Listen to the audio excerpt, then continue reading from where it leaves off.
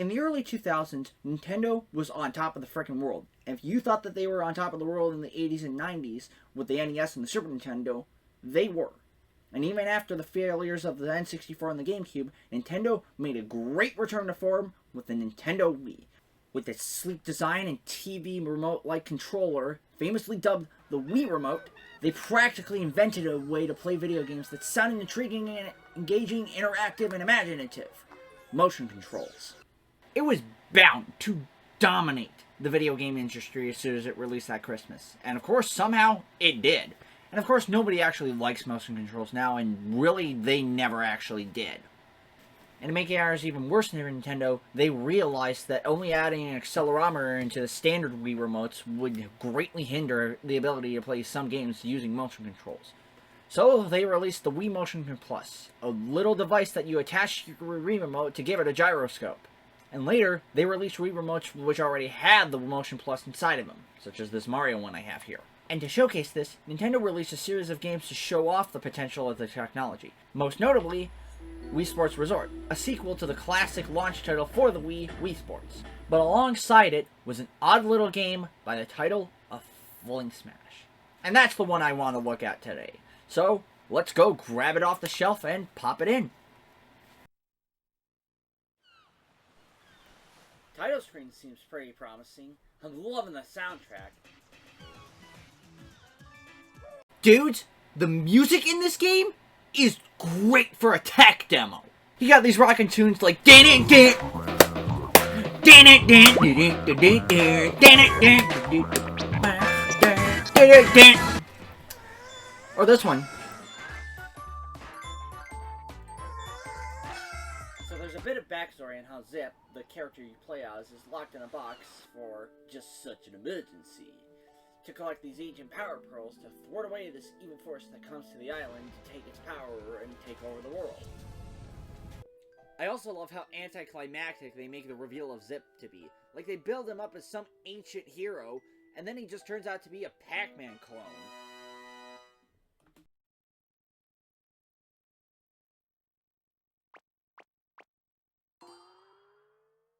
Afterwards, you're thrown into a tutorial level where you can flick the Wii remote around to break blocks and smash up enemies.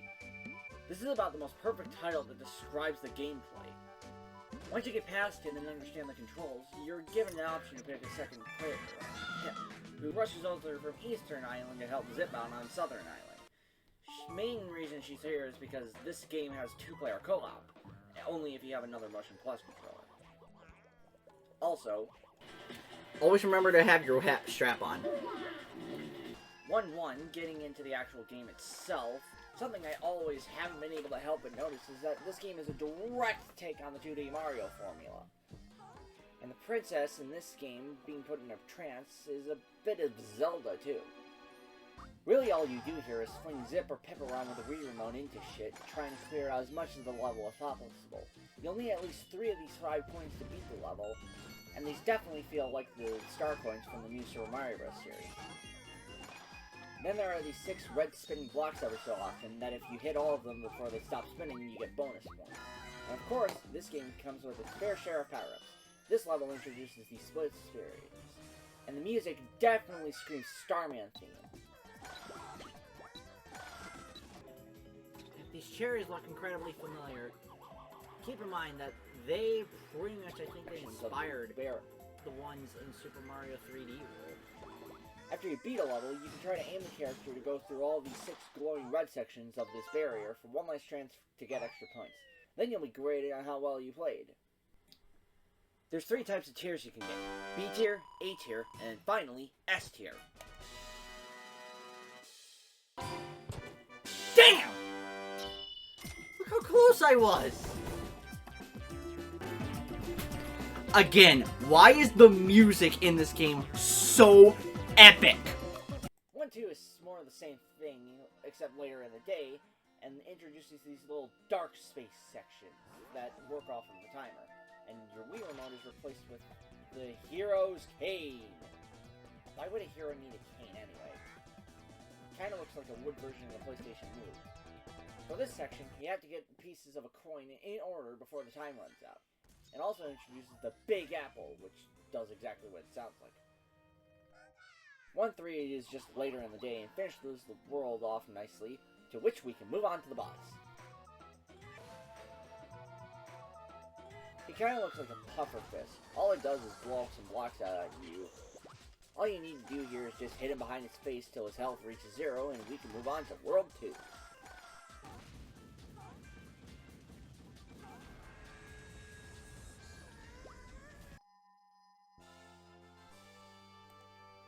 World 2 introduces these little cannons, which, now that I think about it, are exactly the same as the Donkey Kong Country series.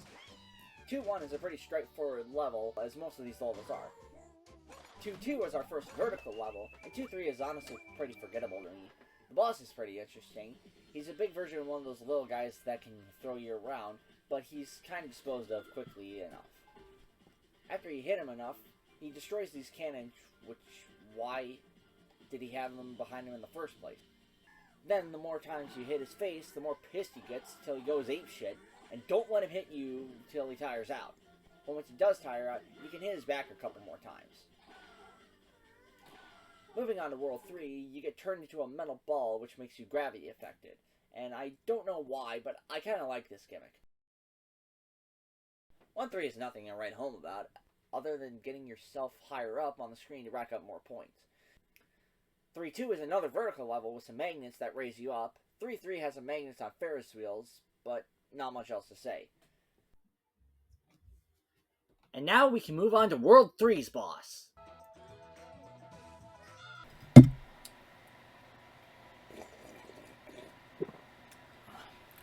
Gizmo Mug. This boss still isn't my favorite one. He's a cool boss by all means, but he's kinda lame.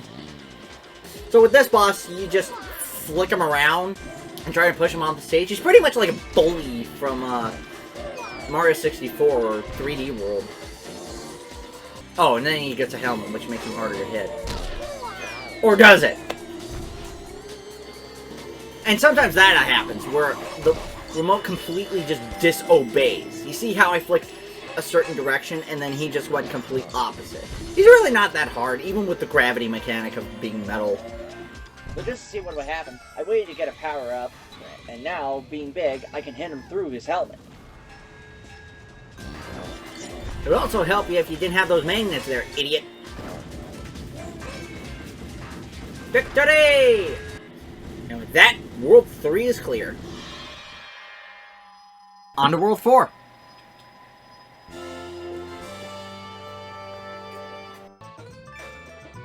This one, they shrink you. I see you've managed to make it this far. What an unpleasant surprise. But don't do it, Cocky. Your little adventure is about to come to an end. I'm going to have to downsize you. Please don't take it personally. You really expect me to not take that personally? Oh, and that super shot I used, I don't think you'll be needing it anymore. Oh, I forgot, it takes away the super shot, so this makes things like extra hard. Strike, minion, use your magic to miniaturize this twerp.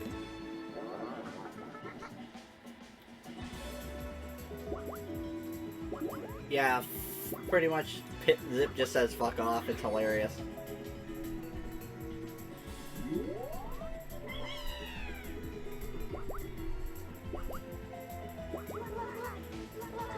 Hehehe, not such a big shot are you anymore. I do. Well, now I'm gonna have to make a Deltarune reference.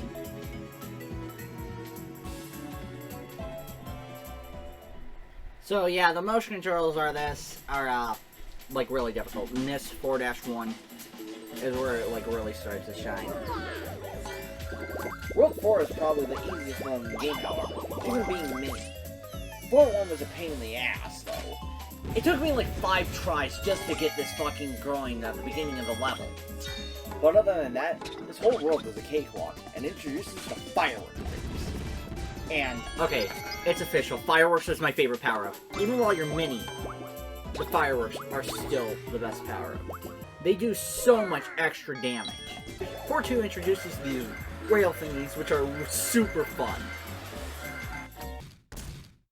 4-3, I thought it was going to be difficult getting the coin in the Dark Stage section, but it was really the easiest thing in the game.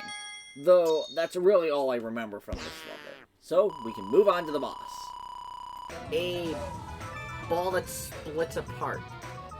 Yeah, this game is very comparable to Mario, any Mario game, and I think inspired some of them at the same time. What this boss actually reminds me of is that little clown fucker in Mario 3D World, and what he does is just move these unbreakable blocks around and try and squish you. Also, is it just me or is that extremely suggestive right there?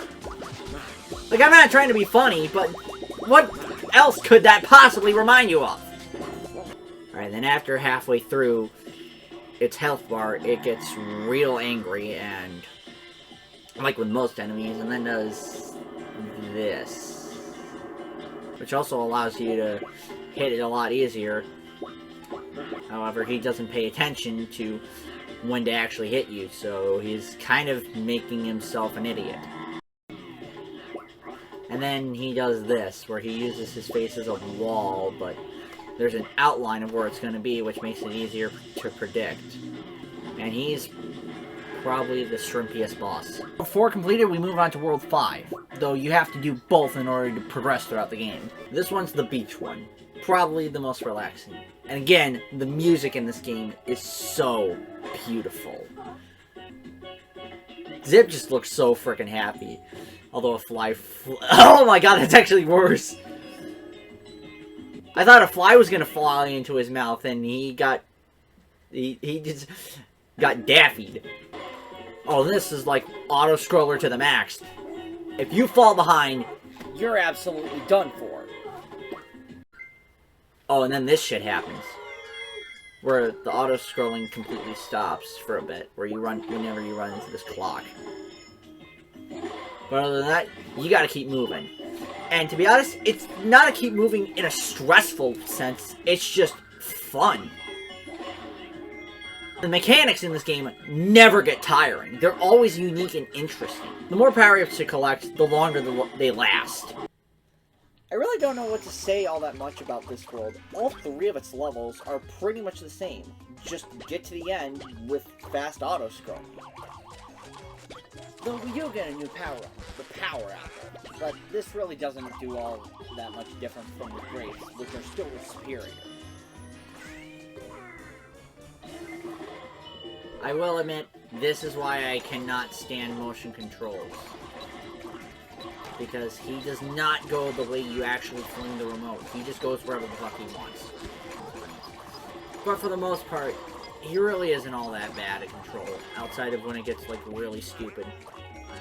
But anyway, we now move on to World 5's boss. This guy is actually fucking scary.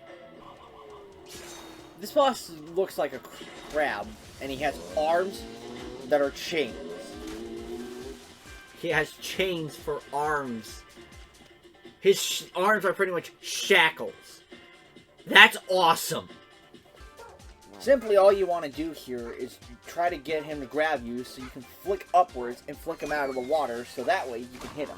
But you gotta be careful, because if he holds onto you for too long, he'll eat your ass and you're gonna lose his stuff. But getting past him really isn't all that bad. So now we can move on to World 6. So World 6 introduces a new wind mechanic. You fling yourself into the current and it drags you along. Yeah, the first couple of worlds have interesting mechanics. World 1 had to be pretty basic, but this one is just bare bones. I mean, it does the job. But it kind of feels like you're doing, like, the game's just doing the work for you. A pick-a-path thing. Where you're not doing a lot of the work, however, you're gonna miss something important. So, I guess it's an okay trade-off by that logic. I will admit that in 6-2, I had a little bit of trouble right here. Now if only I can catch that coin. That's going in the bed! Damn it! Again, you gotta keep in mind, I'm literally fighting the fact that the character behaves like this. This so far is the hardest level. 6-2 was a challenge, but after my 3rd try, I eventually got it. Moving on to 6-3. This one introduces springboards. They're pretty much like the bumpers in Super Mario Maker. and now I'm getting to be big. So far, this is the one with the most power-ups. Unlike the Mario Brothers series, for example, this game isn't a game that depends solely on its power-ups. They're given you sporadically. Okay, I take it back. The wind mechanic is actually really, really fun. The wind mechanic, I can say, is extremely fun because it's extremely chaotic. You never know which way you're going to go, so you have to fight against it, which is challenging considering you're using motion controls, but it's too fun to use. The boss here kind of reminds me of the clouds, again from Super Mario 3D World. And this is just one of those cut with a ball shuffle type gimmicks. And guessing the wrong one will have them blow a gust of wind that blows you out of the stage. Yeah, it's kind of hard not to do a being blown into a window here. But let's move on to World 7, which is an underwater world. 7-1 looks like someone covered the sea floor with soul sand, as there's bubbles that push you to the top half of the screen. Though this doesn't seem all that logical, as the arrow would have to escape to the surface, but nah, I'm just nitpicking. There are these little urchins that retract their spikes, and these are the real first enemies that give you any actual damage. Fluffy here doesn't count. But just wait for them to retract their spikes, and then you can kill them. 7-2 has a couple of alternate paths, and now the dog that's constantly on your ass is now able to try and suck you into its mouth. So you gotta be careful not to be in its way. This also doesn't make all that much sense, as you can't direct a vacuum in a straight line like that. 7-3 is nothing of note here, it's just more of the same thing. So now, we'll move on to the boss. A giant shark. And no joke, as soon as I flip my controller, I got eaten right away. Now mechanically, he starts off just waiting to charge you down, and then gets these bubble cannons later on, and starts to suck you in, much like the dog did earlier. And getting around these cannons feels pretty damn cheap to me. Getting past him just takes some patience after a while, but now we can move on to World 8. This is the world that the whole rest of the game has prepared you for. But even then, this world is relentless and will kick your ass. Talk about some metal music! I feel like I should be in a dance rave right now.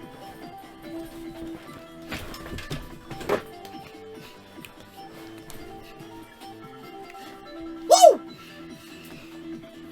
Alright, that's enough of that shit. 8-1 starts off vertical and has some closing sections that you do not want to end up missing.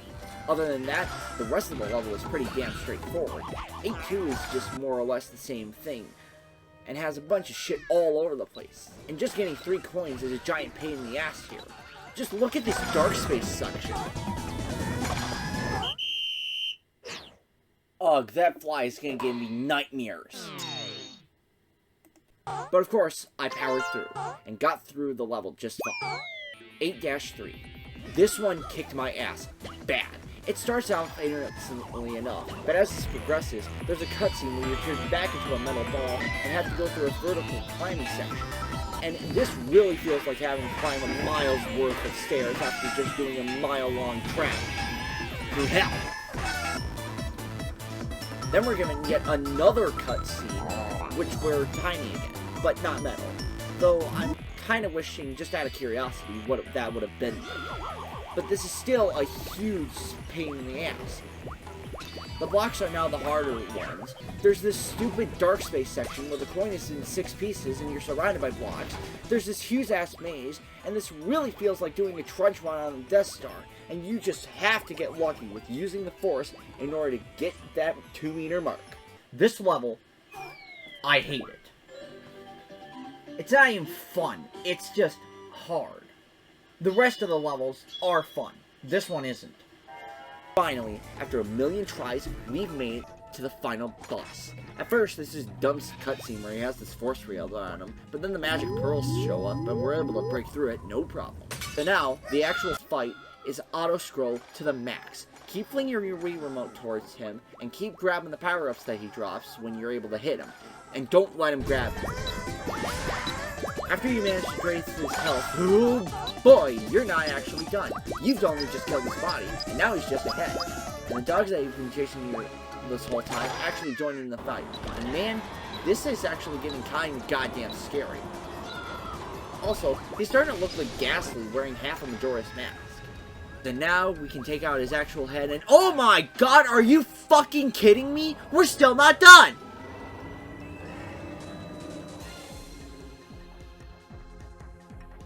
The dog comes in and saves him and then fuses with his head. And out of nowhere, the pearls come in and get you an even stronger super shot. Dog heads can just shoot out and regrow whenever they damn please. In order to hit him, you're going to have to wait for an opening. And once you hit him enough, he finally dies. For real. The world is saved, credits roll, and apparently Zip goes apeshit if you reward him with a kiss. Wow, Zip is a horny little bastard.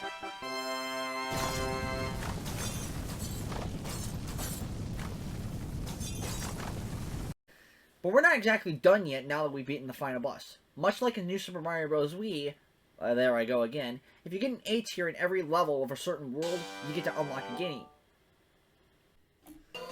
Of course, this game being entirely focused on round motion controls, the first minigame is going to be tennis.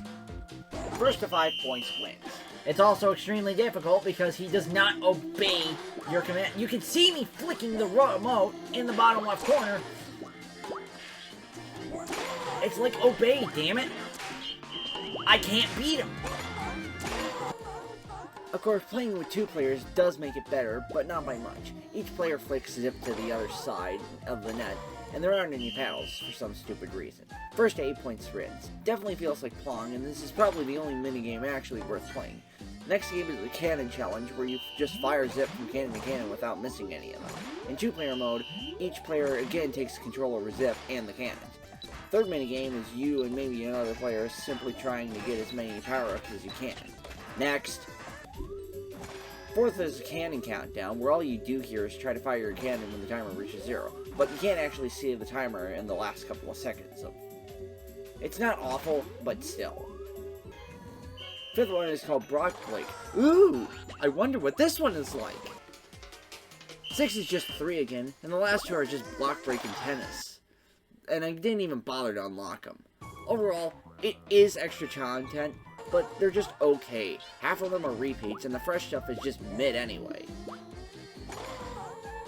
Only last real thing to talk about is these instructional videos. Who's actually this stupid? And that was Flingsmash. For a 2009 tech demo to show off the gyroscope that they should have put in from the very beginning, it still holds up relatively well. The developers put a lot of care for it, and even though for it being 32 levels, the same length as Super Mario Bros. On the NES, I can't really find many complaints about it outside of its motion controls. There's a lot of lore, the power-ups are great, the music is just fantastic. There's really nothing bad that I can really say about this game. I grew up with it, and by God, every time I pop it in when I just want to swing a Wii remote around and get my anger out, it's always a good one to go back to.